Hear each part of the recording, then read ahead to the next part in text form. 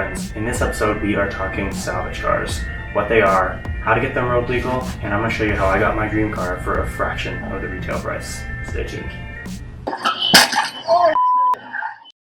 First off, what is a salvage or branded title?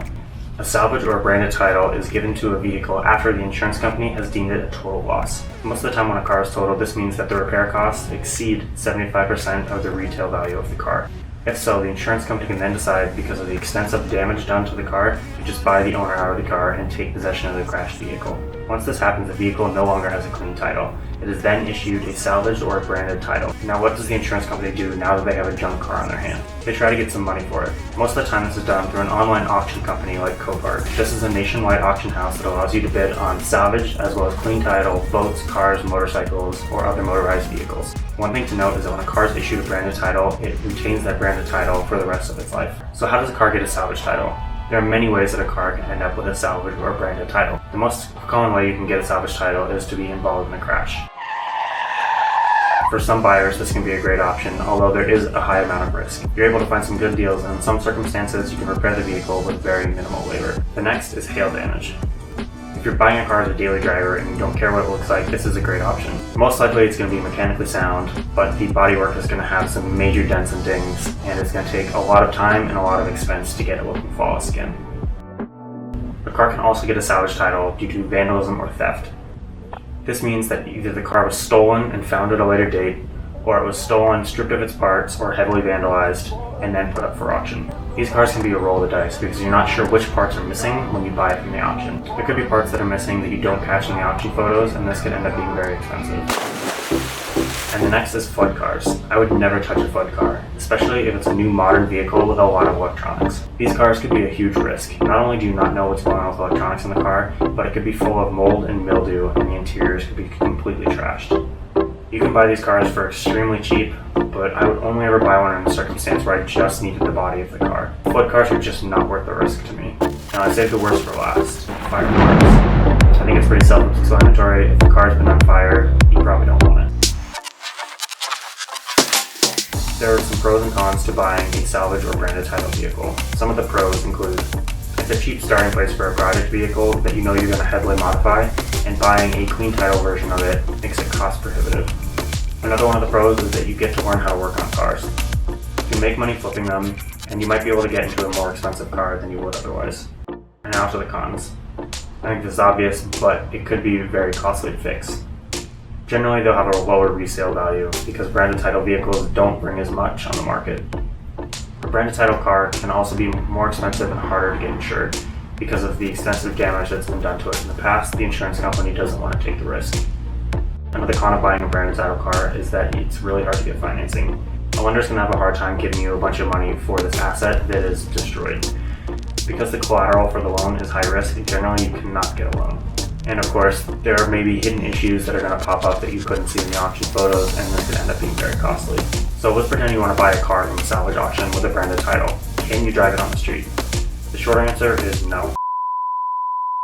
Salvage title cars cannot be insured, and because they cannot be insured, you cannot drive them on the road legally. But of course, there are different rules and regulations for every state. Some states are more strict than others, but let's give you a basic rundown.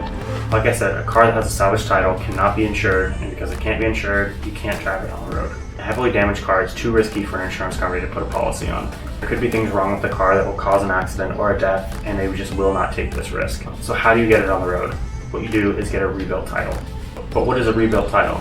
To be clear, this is not a clean title. Just like I said before, once a branded title is given to a car, it will always retain that branded title.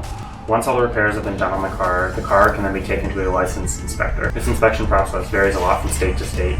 So for example, this truck, which I rebuilt in Utah, only required a safety inspection. Once the inspection process has been done, you just need to take the vehicle to the DMV and fill out some paperwork to get that rebuilt title. The process is relatively painless and can happen in the same day. Now let's say that you live in Tennessee. This process is a lot more involved. For starters, you have to pay a $75 application fee, and with that application you'll also need to include the current salvage certificate, color photographs of the vehicle in damaged condition, receipts and serial numbers for any parts you bought to prove that the parts had not been stolen. Now, if you live in Georgia, getting a rebuilt title is a lot harder. If you are not licensed in Georgia as a car rebuilder, you are out of luck, which means you either have to go get a license to be a rebuilder or you have to find a shop that is licensed to do this. So let's say you wanted to get this license so you could fix a vehicle yourself. You'd have to apply for a license with the Georgia Board of Used Vehicle Dealers. Next, your vehicle must pass an inspection by an approved private inspector or station before it's painted. To get an inspection, you'll have to do some paperwork as well, included with this application. Form NV1, T-22R, and T-129.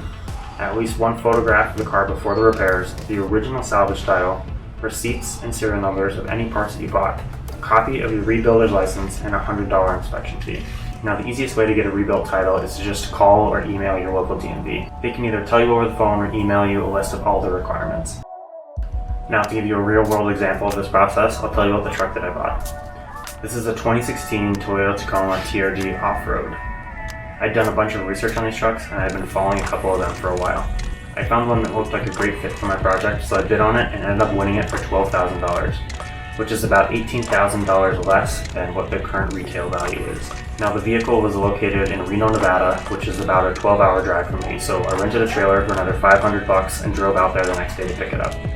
So a clean title example of this truck is about $30,000, so I ended up saving about $18,000, which is way more than enough to do all the repairs, which I was doing myself. I also planned on heavily modifying the vehicle, so I didn't care too much about what the body looked like.